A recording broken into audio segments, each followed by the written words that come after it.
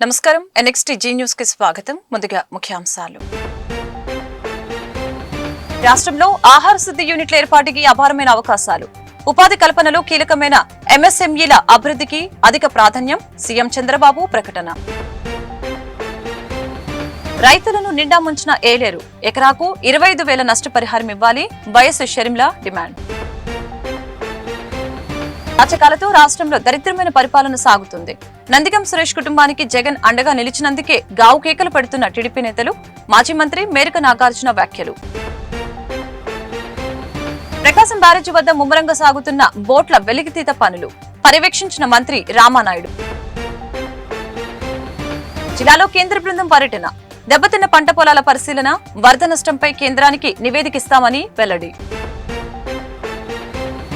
రాష్ట్రంలో ఆహార శుద్ధి యూనిట్ల ఏర్పాటుకి అపారమైన అవకాశాలు ఉన్నాయని సీఎం చంద్రబాబు అన్నారు.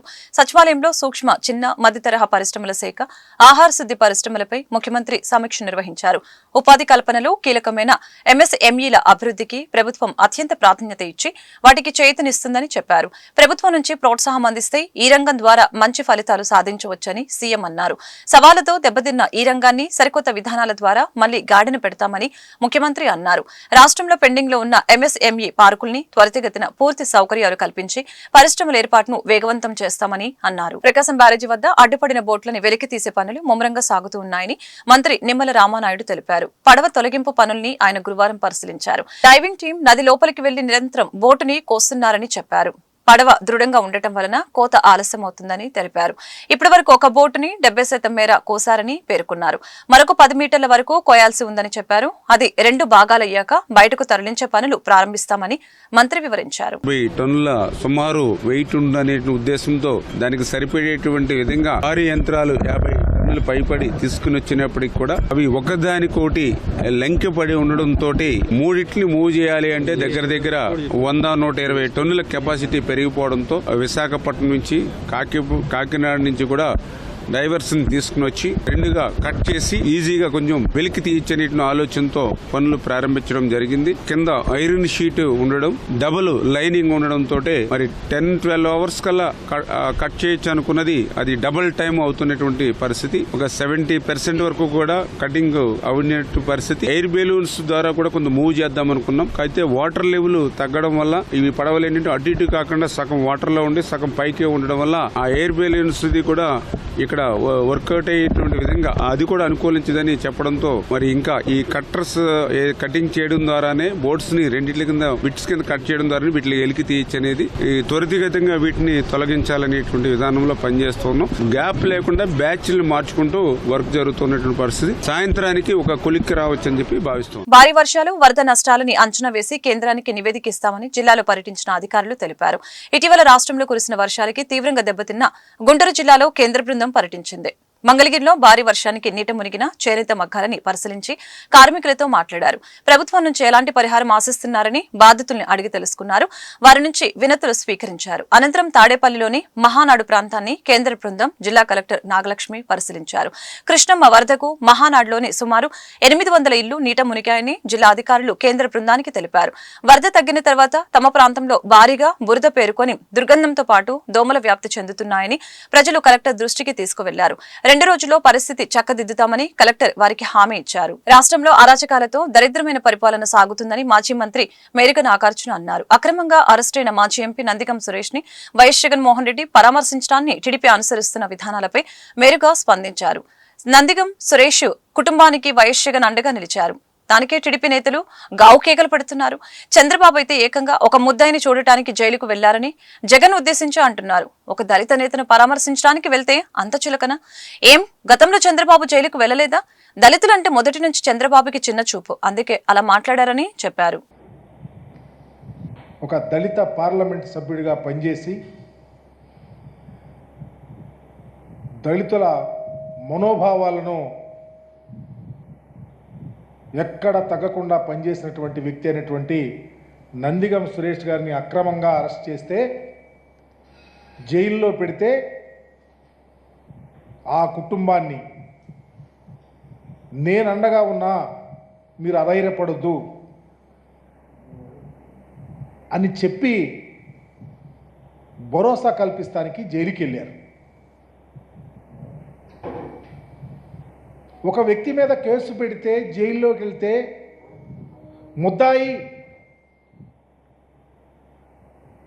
ముద్దాయిని చూస్తాకి జగన్మోహన్ రెడ్డి గారు వెళ్ళారు అని గావు కేకలు పెట్టే ప్రపంచంలో ఉన్న ఈ తెలుగుదేశం పార్టీ నాయకుల యొక్క స్థితి గురించి ఆలోచించమని అడుగుతా ఉన్నా. స్వయానా ఈ రాష్ట్ర ముఖ్యమంత్రి ముద్దాయిని చూస్తాకి జగన్మోహన్ రెడ్డి వెళ్ళాడు. ఈ రాష్ట్రంలో ఉన్న మంత్రులు మాట్లాడుతూ ఉన్నారు. నేను అడుగుతా ఉన్నా, అయ్యా ఆంధ్రప్రదేశ్లో ఒక దళిత పార్లమెంట్ సభ్యుడు జైల్లోకి వెళ్తే ఆయనను పరామర్శిస్తే తప్ప, అంటే మేము జైల్లో ఉంటే మీకు ఆనందం, మమ్మల్ని పరామర్శిస్తే మీకు తేలిక భావన. ఇంతకుముందు ఎన్నడూ ఎవరు వెళ్ళలేదా? చంద్రబాబు నాయుడు గారు మీరు వెళ్ళలేదా? అంటే పేదవాడిని పలకరించడానికి, మనోధైర్యం కల్పిస్తానికి జగన్మోహన్ రెడ్డి గారు వెళ్తే మీరు ఇష్టం వచ్చినట్టు మాట్లాడటం మీకు తగునా అని అడుగుతా ఉన్నా. ఇది ఎక్కడైనా ఉందా ఈ సాంప్రదాయం? మీరు ఏనాడు వెళ్ళరు, మీరు పలకరించరు. దళితులంటే తేలిక స్వభావం. జగన్మోహన్ రెడ్డి గారు బాధ్యతాయుతంగా వెళ్ళారు. చంద్రబాబు నాయుడు గారు అయితే వెళ్తాడు, వాళ్ళకు సంబంధించిన వాళ్ళు ఎంతమంది జైల్లోకి వెళ్తే వెళ్ళారో తెలియదా? అంటే మీరు ఇంకా ఇప్పటికి కూడా అస్పృశ్యత, అంటరానితనాన్ని వేలెత్తి చూపిస్తూ ఉన్నారని చెప్పడానికి ఇంతకన్నా ఉదాహరణ ఏముందని అడుగుతా ఉన్నా. మీరేమో పట్టించుకోరు, మీరేమో దాడులు చేయిస్తారు, మీరేమో అఘాయిత్యాలు చేయిస్తారు, మీరేమో అమానుషాలు చేయిస్తారు. చివరికి మా చట్టాలను చుట్టాలు గారు వాడుకుంటారు. రైతుల్ని ఏలేరు నిండా ముంచిందని ఏపీ కాంగ్రెస్ అధ్యక్షురాలు వైఎస్ షర్మిల అన్నారు. వేల ఎకరాలు నీట మునిగాయని చెప్పారు. కాకినాడ జిల్లా పెద్దాపురం మండలం కండ్రకోటలో ముంపు ప్రాంతాలని ఆమె పరిశీలించారు. ఏలేరు ఆధునీకరణపై వైఎస్ రాజశేఖర రెడ్డికి ఉన్న చిత్తశుద్ది ఆ తర్వాత వచ్చిన నాయకులకు లేదని విమర్శించారు. ఏలేరు మరమ్మతులపై ప్రభుత్వాలు దృష్టి పెట్టలేదు. దీంతో రైతుల దారుణంగా నష్టపోయారు. ఒక్కో రైతుకి ఇప్పటి వరకు 30,000 వరకు నష్టం వాటిల్లింది. పెట్టిన పెట్టుబడి వరద పారైంది. రాష్ట్ర వ్యాప్తంగా 6 లక్షల ఎకరాల్లో పంటలకి నష్టం వాటిల్లింది. ఎకరాకు 10,000 పరిహారం ఇస్తున్నట్లు సీఎం చంద్రబాబు ప్రకటించారు. జరిగిన నష్టాన్ని పరిగణలోకి తీసుకుని కనీసం 25,000 పరిహారం ఇవ్వాలని షర్మిల డిమాండ్ చేశారు. మోహన్ రెడ్డి గారు మేము కాంట్రాక్ట్ ఇస్తే దాన్ని ఆనర్ చేయలేదు, క్యాన్సిల్ చేశారు. పోనీ ఆయన వేరే పనులు చేశారా అంటే చేయలేదు, కాబట్టే ఈ ముప్పు వచ్చింది అని చంద్రబాబు గారు చెప్తున్నారు. మరి దీన్ని జగన్మోహన్ రెడ్డి గారు ఏం సమాధానం చెప్తారో చెప్పాలి. జగన్మోహన్ రెడ్డి గారిని అడుగుతున్నాం. రాజశేఖర రెడ్డి గారి జలయజ్ఞంలోని ప్రాజెక్టులు, ఆయన 54 ప్రాజెక్టులు జలయజ్ఞంలో మొదలు పెడితే 42 ప్రాజెక్టులు ఇంకా మిగిల్చి వెళ్తే ఆ 42 ప్రాజెక్టులని 6 నెలల్లోనే పూర్తి చేస్తానన్నాడు జగన్మోహన్ రెడ్డి గారు. అవి పూర్తి చేయకపోగా ఉన్న ప్రాజెక్టులను కూడా కనీసం మెయింటెనెన్స్ కూడా చేసింది కాదు జగన్మోహన్ రెడ్డి గారి ప్రభుత్వం. ఇక్కడ రైతులు చెప్తున్నారు, ఒక్క వర్క్ కూడా జరగలేదు, కాలువ సైజు తగ్గిపోయింది, పూడికలు తీయలేదు, మోడర్నైజేషన్ చేయలేదు, కనీసం గేట్స్ మెయింటెనెన్స్ కూడా చేయలేదు. జగన్మోహన్ రెడ్డి గారి హయాంలో అన్నమయ్య గేటు తేలిపోతుండడం చూసాం. కనీసం ఇంట్లో ఏసీలకు, లిఫ్ట్లకు కూడా మెయింటైన్ చేసుకుంటాం యాన్యువల్ మెయింటెనెన్స్ కింద. కనీసం ఆ మేరకు కూడా ఖర్చు పెట్టలేదు జగన్మోహన్ రెడ్డి గారి ప్రభుత్వం. ఇప్పుడు చంద్రబాబు గారు ముఖ్యమంత్రి అయ్యారు. బొడమేరు చూస్తున్నాం. చంద్రబాబు గారు, జగన్మోహన్ రెడ్డి గారు ముఖ్యమంత్రులుగా 5 సంవత్సరాలు ఉన్నారు. కానీ బొడమేరు కారణంగా ఈరోజు విజయవాడ అంతా వరదైపోయింది. కారణం ఎవరా అని చూస్తే ఎన్క్రోచ్మెంట్స్ ని క్లియర్ చేయనందుకు ఈరోజు బుడమేరు ట్రాజెడీని చూస్తున్నాం. దీన్ని మెయింటైన్ చేస్తున్నా ఈరోజు రైతులకు ఇంత కష్టం వచ్చుండేది కాదు. చంద్రబాబు గారే చెప్తున్నారు, 6 లక్షల రైతులు, 6 లక్షల ఎకరాలలో పంట నష్టం జరిగింది అని. ప్రతి రైతు కనీసం 30,000 రూపాయలు ఖర్చు పెట్టానని చెప్తున్నాడు.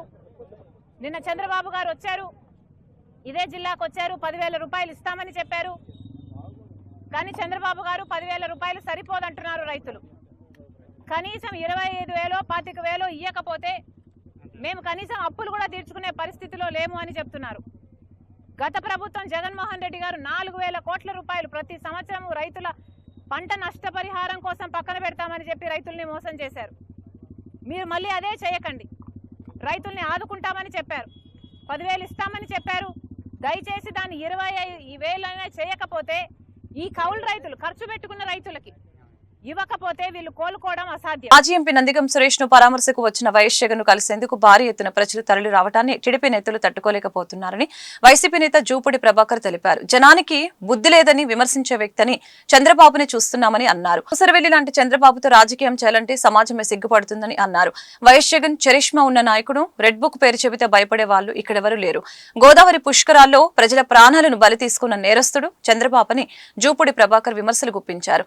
తాడేపల్లిలోని వైఎస్ఆర్ కాంగ్రెస్ పార్టీ కార్యాలయంలో గురువారం ఆయన మీడియాతో మాట్లాడారు. డాక్టర్ బిఆర్ అంబేద్కర్, జాషువా పూలే పెరియార్ లిటరేచర్ ఫౌండేషన్ గుంటూరు వారి ఆధ్వర్యంలో నేనెందుకు హిందువుని కాకుండా పోయాను సంబంధించిన పుస్తక ఆవిష్కరణ సభకి సంబంధించిన బ్రోచర్ ఆవిష్కరించడం జరిగింది. ఈ కార్యక్రమంలో కొరివి వినయ్ కుమార్, రాజశేఖర్, విల్సన్, జయసుధ, నీలాంబరం తదితరులు పాల్గొన్నారు. ఈ సందర్భంగా కొరివి వినయ్ కుమార్ మాట్లాడుతూ సెప్టెంబర్ 14వ తేదీ శనివారం సాయంత్రం 5 గంటలకి గుంటూరు నగరంలోని బ్రాడీపేటలో గల సిపిఎం కార్యాలయంలోని గురుంజాష్వా విజ్ఞాన కేంద్రం నందు ఆర్ఎస్ఎస్ సాహసం పట్టిన ఒక దళితుని ఆత్మకథ పుస్తక ఆవిష్కరణ సభ జరుగుతుందని తెలిపారు. ఈ కార్యక్రమానికి ముఖ్య అతిథులుగా మాజీ assistant government leader Sankuri Rajarao, కవి జర్నలిస్టు బి విల్సన్, పుస్తక రచయిత బన్వర్ మేఘవంశీ, పుస్తక అనువాదకులు కె సత్యరంజన్, రాష్ట్ర అధ్యక్షులు వికేసి పార్టీ మహిళా విభాగం కె జయసుధ తదితరులు పాల్గొంటారని తెలిపారు. ఈ పుస్తక ఆవిష్కరణ కార్యక్రమానికి గుంటూరు నగరంలోని పలు సంఘాల మేధావులు అధిక సంఖ్యలో పాల్గొనాలని కోరారు. జాషువా పూలే పెరియార్ లిటరేచర్ ఫౌండేషన్ ఆధ్వర్యంలో ఈ నెల 14వ తేదీ సెప్టెంబరు 2024 శనివారం సాయంత్రం 6 గంటలకు సిపిఎం ఆఫీస్ బ్రాడీపేట 2/7 గుంటూరులో గుర్రం జాషువా విజ్ఞాన కేంద్రంలో నేనెందుకు హిందువును కాకుండా పోయాననేటువంటి పుస్తకాన్ని ఆవిష్కరిస్తూ జరుగుతుంది. ఈ ఆవిష్కరణ కార్యక్రమానికి ముఖ్య అతిథులుగా మన గుంటూరు జిల్లాలో జాయింట్ కలెక్టర్గా చేసి జాతీయ స్థాయిలో యూపీఏ ప్రభుత్వంలో సోనియా గాంధీ గారి యూపీఏ చైర్పర్సన్ ఉన్నప్పుడు ఆమెకి కార్యదర్శిగా పనిచేసినటువంటి కొప్పుల రాజు గారు, ఇప్పుడు కాంగ్రెస్ పార్టీలో ఎస్సీ ఎస్టీ బీసీ మైనార్టీ విభాగాలకి సమన్వయకర్తగాను, అట్లాగే కాంగ్రెస్ పార్టీ అత్యున్నత కమిటీ అయినటువంటి సిడబ్ల్యూసీ మెంబర్గా ఉన్నటువంటి కొప్పుల రాజు గారు ముఖ్య అతిథిగా హాజరవుతున్నారు. ఆయనతో పాటు నేనెందుకు హిందువు కాకుండా పోయాననే పుస్తక రచయిత కూడా శ్రీ బన్వర్ మేఘవాంజీ గారు ఈ కార్యక్రమంలో పాల్గొంటున్నారు. వీరిద్దరితో పాటు సత్యరంజన్ గారు ఈ పుస్తకాన్ని తెలుగులో అనువాదం చేశారు. ఆయన హిందీలో రాశారు, తర్వాత ఇంగ్లీష్లో ట్రాన్స్లేట్ అయింది. దాన్ని ఇప్పుడైనా సత్యరంజన్ గారు పుస్తకాన్ని తెలుగులో ఆవిష్కరించారు, వారు కూడా వస్తున్నారు. వారితో పాటు మన జయసుధ గారు రాష్ట్ర అధ్యక్షురాలు బీసీకే పార్టీ, అట్లాగే నూకతోటి రవికుమార్ గారు ఆయన సాహిత్య విమర్శలు కవి కూడా, వారు కూడా హాజరవుతున్నారు. అట్లా మన యాక్టివిస్టు వినయ్ బాబు అని ఆయన కూడా హాజరవుతూ ఉన్నారు. విల్సన్ గారు ఈ కార్యక్రమాన్ని సమన్వయపరుస్తారు. శంకూర్ రాజారావు గారు మాజీ ఏపీపీ గారు సభా కార్యక్రమం నిర్వహిస్తారు. ఈ కార్యక్రమం ముఖ్య ఉద్దేశం ఏంటంటే ఈయన ఈ మేఘవాంజీ అనేటువంటి వ్యక్తి ఈయన తన చిన్న వయసులో 5వ తరగతి చదువుతున్నప్పుడే ఆర్ఎస్ఎస్ కార్యక్రమాల్లో రాజస్థాన్లో ఆకర్షితుడయ్యి ఆ కార్యక్రమాలన్నింటిలో భాగస్వామి అవుతూ ఆర్ఎస్ఎస్లో చాలా ఇంపార్టెంట్ కార్యకర్తగా ఎదిగి పైకి వచ్చినటువంటి సందర్భంలో చాలా విషయాల్లో ఈయన దళిత సామాజిక వర్గానికి చెందిన వ్యక్తి. చాలా ముఖ్యమైన అవకాశాలు వచ్చే సందర్భంలో కూడా ఆయన్ని అవకాశాలు ఇవ్వకుండా పక్కన పెట్టే సందర్భంలో ఆయన అవన్నీ నోట్ చేసుకుంటూ ఎందుకు నాకు ఇట్లా వివక్ష జరుగుతుందని ఆలోచన చేసి తర్వాత కాలంలో ఆయన పునఃపరిశీలన చేసుకుని మొత్తం ఆర్ఎస్ఎస్ మూల సిద్ధాంతం ఏంటి, ఆచరణ ఏంటి అనే అంశాల మీద ఆయన చర్చించుకుని ఆర్ఎస్ఎస్లో కుల వివక్ష ఉన్నది, దీన్ని మనం అర్థం చేసుకోలేక వీళ్ళకి సేవ చేసాం, నాకు వచ్చే అవకాశాలు కూడా వీళ్ళు తొలగించారు, ఇక్కడ కులం బ్రాహ్మణాధిక సమాజంలో ఉన్నటువంటి ఈ భావజాలానికి వ్యతిరేకంగా నేను పనిచేయాలని ఆలోచించి ఆయన అనుభవాల సారాంశంగా నేను ఎందుకు హిందువు కాకుండా పోయాననేటువంటి హెడ్డింగ్ తోటి ఒక పుస్తకం రాయడం జరిగింది. ఆ పుస్తకాన్ని ఆవిష్కరణ కార్యక్రమంలో మరి సామాజిక చైతన్యం వెళ్ళినట్టు గుంటూరు పట్టణంలో అనేక మంది మేధావులు ఉన్నారు, ఆలోచన పరులు ఉన్నారు. భవిష్యత్తులో జగన్మోహన్ రెడ్డిని జైలు టూరిజానికి అంబాసిడర్ గా చేస్తారని తెలుగుదేశం పార్టీ సీనియర్ నాయకులు మాజీ ఎమ్మెల్సీ డొక్క మాణిక్యవర ప్రసాద్ వ్యాఖ్యానించారు. గురువారం అరండలపేటలోని తన కార్యాలయంలో మీడియాతో మాట్లాడుతూ రాష్ట్రంలో వరదలు వచ్చి అనేక మంది ఇబ్బందులు పడుతున్నారు. వారికి అండగా రాష్ట్ర ప్రభుత్వం, రాజకీయ నాయకులు, అధికారులు, మరికొన్ని స్వచ్ఛంద సేవా సంస్థలు వరద బాధితుల్ని ఆదుకుంటున్నాయి. వైఎస్ జగన్మోహన్ రెడ్డి మాత్రం వరద బాధితుల్ని పట్టించుకోకుండా జైలులో ఉన్న నందిగం సురేష్ ని కలవటం సిగ్గుచేటని అన్నారు. వరద బాధితుల్ని ప్రజల్ని కలవని పార్టీ ఏదైనా ఉందా అంటే అది వైఎస్ జగన్ పార్టీనని తెలిపారు. అధికారంలో ఉన్నంతసేపు ప్రజాధనాన్ని దోచుకొని ఎలక్షన్ వచ్చేసరికి వాటిని ఖర్చు పెట్టి గెలవటానికి ప్రయత్నం చేస్తున్నారు. హింసను ప్రోత్సహించని భారతదేశంలో హింసను ప్రోత్సహించే విధంగా కక్ష సాధింపు చర్యలకి జగన్మోహన్ రెడ్డి పాల్పడుతున్నారని అన్నారు. హింస రాజకీయాలు చేసే నాయకుల్ని ప్రజలు దూరంగా పెడతారని అన్నారు. వరద బాధితుల్ని కలవకుండా జైలులో ఉన్న వారిని కలుస్తున్నాడు. అన్ని జిల్లాల్లో చాలా నష్టం జరిగింది. ఆ నష్టాన్ని నుంచి ప్రజల్ని రక్షించడానికి రాష్ట్ర ప్రభుత్వం, స్వచ్ఛంద సంస్థలు అనేక మంది పనిచేస్తూ ఉన్నారు. మీ మీడియా ప్రతినిధులు కూడా చాలామంది పనిచేస్తూ ఉన్నారు. వాళ్ళందరికీ సేవా కార్యక్రమాల్లో ఉండి తరిస్తూ ఉన్నారు. కానీ ఈ తుఫాన్ బాధిత ప్రాంతాల్లో తుఫాన్లో ప్రజలకి సహాయ కార్యక్రమాల్లో పాల్గొనకుండా ప్రజా హిత కార్యక్రమాల్లో కాకుండా ప్రజా వ్యతిరేక కార్యక్రమాల్లో ఉన్న ఏకైక పార్టీ వైఎస్ఆర్సీపీ పార్టీ.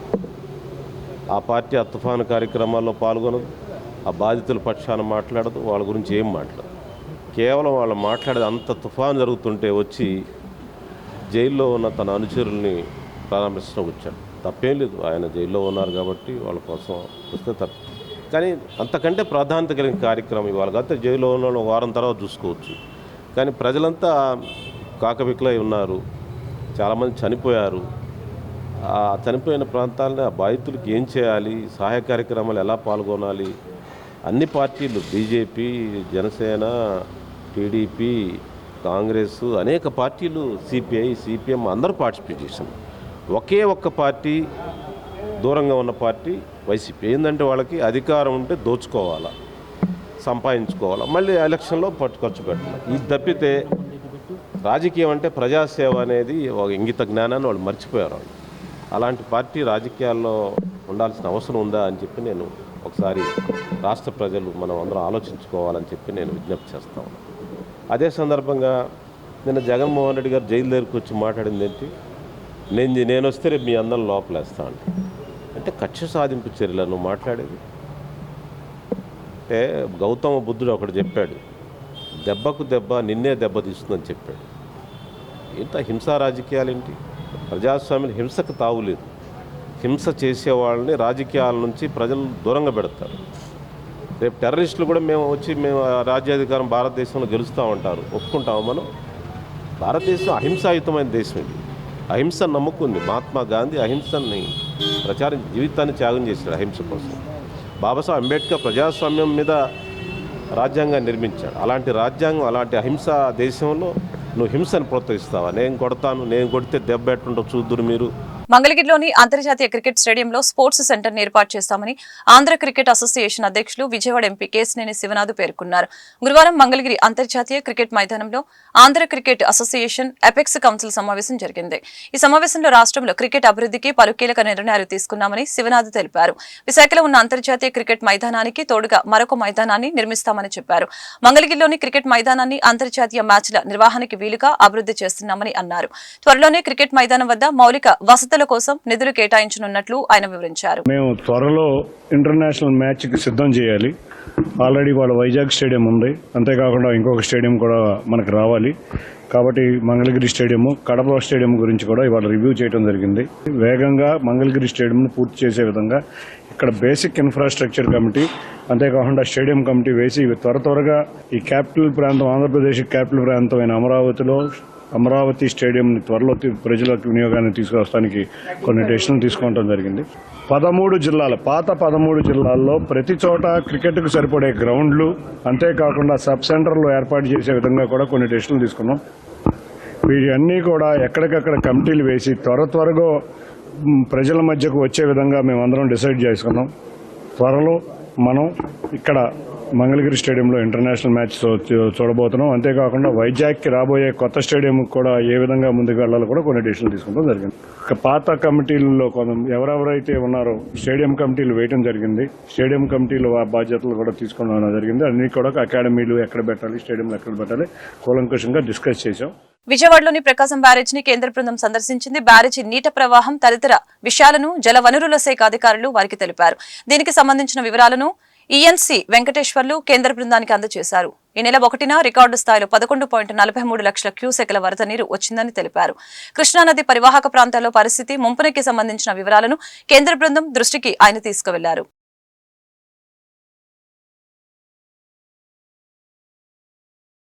విజయవాడ వరద బాధితులను ఆదుకునేందుకు మేము సైతం అంటూ సిపిఐ గుంటూరు నగర సమితి ముందుకొచ్చింది. వరద బాధితుల సహాయార్థం విరాళాలు సేకరించే కార్యక్రమానికి శ్రీకారం చుట్టింది.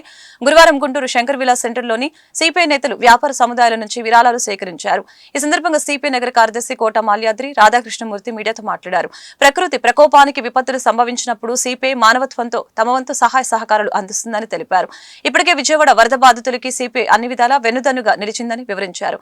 బుడమేరు వాగు మిగిల్చిన విషాదం నుంచి బాధితులను ఆదుకునేందుకు స్వచ్ఛంద సంస్థలు దాతలు ముందుకు రావాలని కోరారు. విజయవాడలో జరిగినటువంటి వరద వల్ల బుడమేరు ఏదైతే వరదలు చిక్కున్నారో అందరిని కూడా ఆదుకునే దాంట్లో భారత కమ్యూనిస్ట్ పార్టీగా రాష్ట్ర వ్యాప్తంగా కూడా మరి విరాళాల సేకరణ చేపట్టి వాళ్ళు ఆదుకుంటా ఉన్నారు.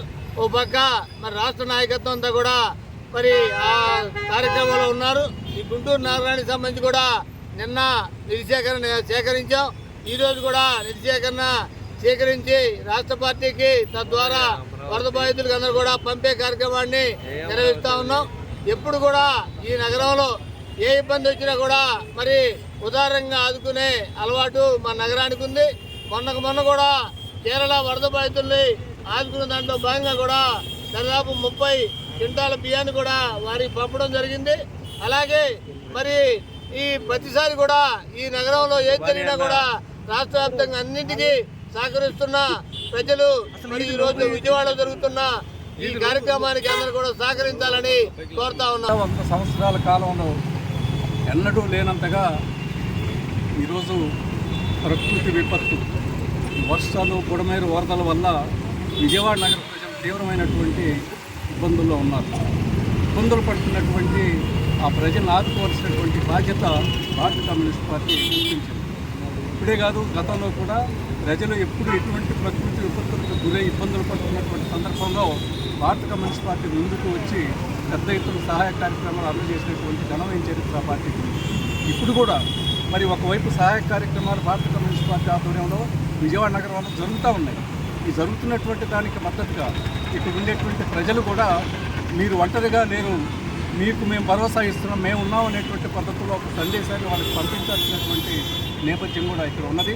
అందువల్ల మన నగరంలో భారత కమ్యూనిస్ట్ పార్టీ చేపట్టినటువంటి ఈ విరాళాల సేకరణ కార్యక్రమానికి పెద్ద ఎత్తున మద్దతునిచ్చి మరి భారీగా అక్కడ జరిగేటువంటి సహాయ కార్యక్రమాలకి తమ తోడ్పాటును అందించాలని చెప్పి మీ ద్వారా ప్రజలు కోరుతున్నారు. గుంటూరు జిల్లాలో అకాల వర్షాలు కురవడంతో అపార నష్టం వాటిల్లింది. దీనిపై కేంద్ర బృందం జిల్లా కలెక్టరేట్ ప్రాంగణంలోని శంకరన్ కాన్ఫరెన్స్ హాల్లో శాఖల వారీగా వివరాలు రాబట్టింది. ప్రధానంగా జిల్లాలో పంట నష్టం భారీగా జరిగిందని వ్యవసాయ శాఖ అధికారులు కేంద్ర బృందం దృష్టికి తీసుకువెళ్లారు. వర్షాల కారణంగా ఉద్యానవన, వాణిజ్య, వరి పంట పూర్తిగా తుడిచిపెట్టుకుపోయిందని గణాంకాలతో సహా పవర్ పాయింట్ ప్రజెంటేషన్ ద్వారా వివరించారు. అలాగే రోడ్లు, విద్యుత్, ఆస్తి నష్టంతో పాటు ప్రాణ నష్టంపై అధికారుల నుంచి సమగ్ర నివేదిక సేకరించారు. అనంతరం కేంద్ర బృందం జిల్లా అధికారులతో కలిసి ఫీల్డ్ విజిట్ కు వెళ్లారు. What is it in excess of the average rainfall? Yes, sir. It is like extremely heavy rainfall, sir. So in 10 mandals we got 200 mm. Per day or the total span? No, sir. In the span of like 24 hours. Like from 30th night to 31st night. 24 hours. Tank fund also has breached. They are repairing damage. Yes. They are restoring the pipelines. Tank fund. Also pump house is inundated. Motors etc. had to be repaired again. Complete like 3 feet water and all the traffic got stopped. Then we had to clear all the vehicles, divert everything. It took almost like this, sir. So even toll plaza, everything water came inside, sir. So it took us like 1 day completely to drain it out and then restore. Inundation is there, sir, for the 2 to 3 feet, sir. Mangalgiri is a handloom, yes. Mangalgiri sari. Sari is that? Yes, yes. So most of the damage is this. All the raw material, yarn, etc. has Is this been for damaged. silk or this cotton? Both, sir. Silk, cotton, cotton by silk. They can mix Traditionally? anything. Yes, sir. Traditionally it used to be cotton, sir. Now because it is not very remunerative, they do cotton by silk, silk. So there will be mulberry fields also. Is it mulberry or what? Mulberry, we don't have, sir. If it's in other districts, they buy from. beg it from? Yes, sir. There is no mulberry. No, not much, sir. This weaving pattern is restless. Yes, sir. With the water, sir, Lanka lands also. Our staff also moving towards the boats, sir, actually, in Kolipara Mandal. This is the yam, sir. Yeah. This is the director of horticulture, central. All state level also, special CS, director, commissioner, everyone has already visited, sir. Yeah, the instructions of the commissioner to Kalpur madam also, Dr. Vaisar horticulture science also. No grants are Plant only. Yeah. This is union minister, sir. This is RP minister. Just bowl farming. Bowl farming. Flowering to grow. He is union minister, sir. He's MP also here, so he also visited, sir. He is civil supplies minister, sir. So these are the crops after reseeding. That is cotton. Paddy after reseeding. Vizianagaram జిల్లాలో మంత్రి Sandhyarani escort వాహనానికి ప్రమాదం జరిగింది. రామభద్రాపురం మండలం బూసాయి వలసలో escort వాహనాన్ని ఓ van ఢీకొట్టింది. ఈ ఘటనలో 2 భద్రతా సిబ్బందితో పాటు ఢీకొట్టిన వ్యాన్లోని 3కి స్వల్ప గాయాలు అయ్యాయి. ఎంటాడ మండలం పర్యటనకు వెళ్తూ ఉండగా ఈ ప్రమాదం జరిగింది. మంత్రి సంధ్యారాణి క్షతగాత్రుల్ని అంబులెన్స్ కి ఎక్కించి ఆసుపత్రికి తరలించారు. అక్కడ వారికి చికిత్స చేస్తున్నారు. వార్త ముగించే ముందు ముఖ్యాంశాలు మరొకసారి. రాష్ట్రంలో ఆహార శుద్ధి యూనిట్ల ఏర్పాటుకి అపారమైన అవకాశాలు. ఉపాధి కల్పనలో కీలకమైన ఎంఎస్ఎంఈల అభివృద్ధికి అధిక ప్రాధాన్యం. సీఎం చంద్రబాబు ప్రకటన. రైతులను నిండా ముంచిన ఏలేరు. ఎకరాకు 25,000 నష్టపరిహారం ఇవ్వాలి. YS Sharmila demand. అచకాలతో రాష్ట్రంలో దరిద్రమైన పరిపాలన సాగుతుంది. నందిగం సురేష్ కుటుంబానికి జగన్ అండగా నిలిచినందుకే గావు కేకలు పెడుతున్న టీడీపీ నేతలు. మాజీ మంత్రి మేరక నాగార్జున వ్యాఖ్యలు. ప్రకాశం బ్యారేజీ వద్ద ముమ్మరంగా సాగుతున్న బోట్ల వెలికితీత పనులు పర్యవేక్షించిన మంత్రి రామానాయుడు. జిల్లాలో కేంద్ర బృందం పర్యటన. దెబ్బతిన్న పంట పొలాల పరిశీలన. వరద నష్టంపై కేంద్రానికి నివేదికిస్తామని వెల్లడి. ఈ వార్తలు ఇంతటితో సమాప్తం. మరొక బులెటిన్లో మళ్ళీ కలుద్దాం. నమస్కారం.